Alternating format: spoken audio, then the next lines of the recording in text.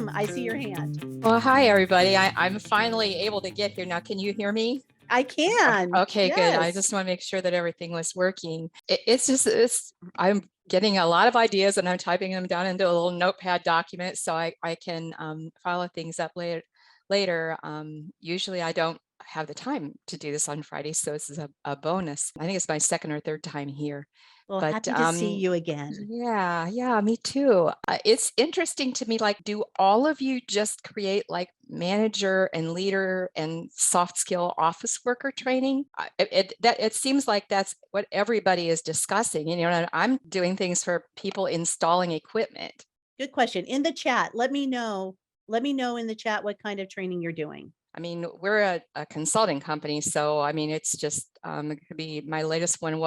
Research scientists in a big industry, and so yeah, PhD. Okay, good. I have a science degree, but it's like, I mean, if I'm doing a course for somebody installing like gas lines or something like that, I mean, it's just different as far as the follow-up. And of course, we mostly do e-learning for our clients. I think, and sometimes you can tell if we have a new client, they're thinking that people will go back and take the course again. Listen, it's a half an hour. Nobody's going to do that, and they're not going to page through, even if you open up the menu, and they're not going to go, oh, that's the page that I found that on. We always just suggest some kind of a job aid, maybe even a laminated card that they can put into their toolbox, or something like that, or a series of videos that the person can pull up on their smartphone when they're out at the job site, or something like that. But of course, then they have to but that's more at need. That wouldn't be something that would be pushed to them. One time we have had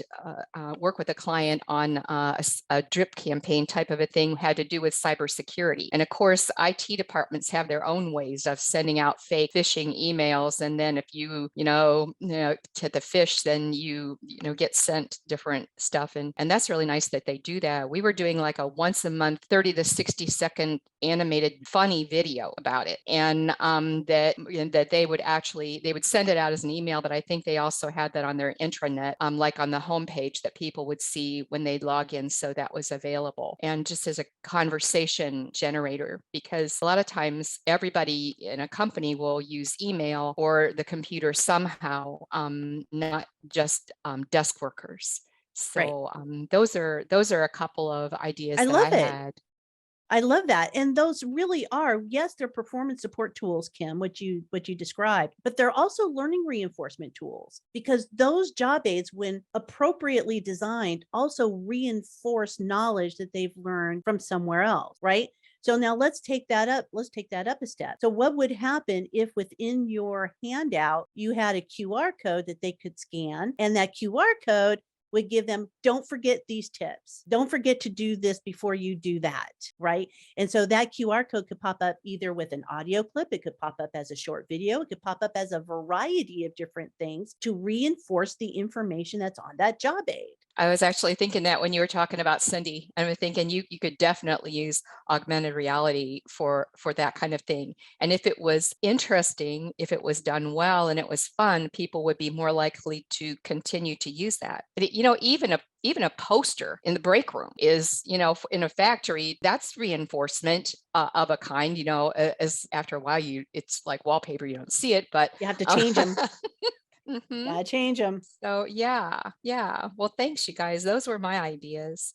I love those ideas. And I think plenty of us have forgotten about some of the old school, low tech type of things that we can do to help people who are in technical spot. So if you think about people who are in manufacturing or mechanics, right?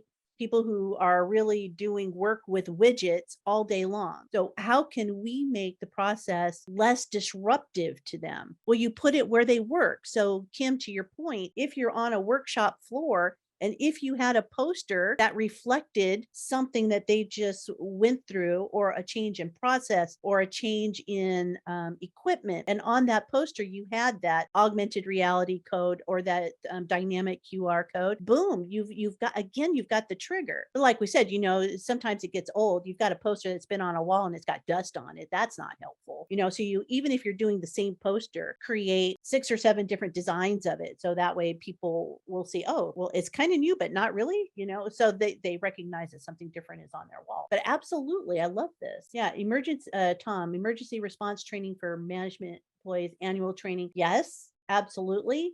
As I'm looking through, here we go. Newbie question.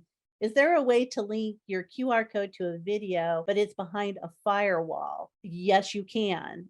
Kelly, did you want? Yeah, let me.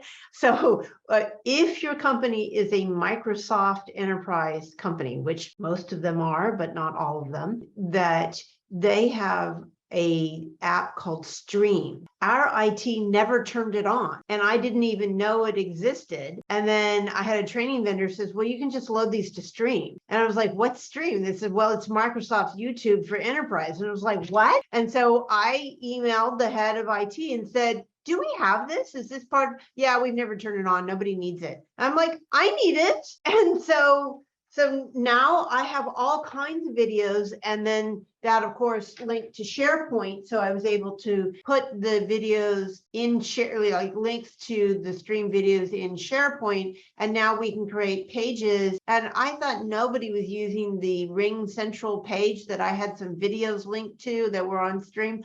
Oh, no. When I took the page down, I got all these complaints. And I was like, okay, I'll put the page up again. And so I guess I should have looked at the user statistics, but before I took it down. But I was like, we don't need that in the menu anymore. We launched that training. And so, yes, if you have a Microsoft shop, ask your IT people if they have the rights to stream. It's kind of part of the whole Microsoft Office kind of thing. So, and then we solved that problem. Sometimes you can link videos to like just your share public drives. It's a little harder to manage, but these days everything's a URL. And so that's another option. Does anybody else have any other suggestions? That was very helpful. And I know a lot of organizations, they don't use YouTube for those very reasons, because it's not secure, but also Vimeo, Vimeo or Fuse, those are more secure, that you can password protect those. And a lot of times IT will go along with that. Wistia, yes, is also a good third-party application that a lot of IT departments like. So Maria, for software training, we developed case scenarios. So Maria, you want to come off mute and talk to me about that? What are you doing? Yes, we do software training for a very large organization. And when our learners come to training, they are given a training workbook with all of the step-by-steps to perform an action. And basically, it's like a recipe. And so if they don't really think for themselves, but when they leave training, we provide for them a scenario, which is a use case, and they have to go and perform those steps without the step-by-steps written out for them. So they have to think it through in a real life, in a situation where they would normally be in. Right. So is that like giving them a sandbox to play in? Yes, they do have a sandbox to play in for X amount of days after they return from training. And it's the same sandbox that they learn in. So there's no difference from what they see when they go to training than the one that they get after training. I like that. I think that's a great idea. Alternatively to that, to build on that idea, you could do this through email. You could do this through a blog post, quote unquote, a blog post where you create like an article where you might say, here are the first couple of steps. What would you do next? So here's the scenario. There's several options that you could take. Which one might be the best one for you? And so that's also a way of questioning if in the event you didn't have a sandbox for them to play in. So there's a way to get around that and to ask those sort of deeper questions to make sure that people are tracking and are still tracking. I think it would be great if you had if I go back to that learning bite, the learning bite idea. So the learning bite might include a software scenario, and then they have to determine the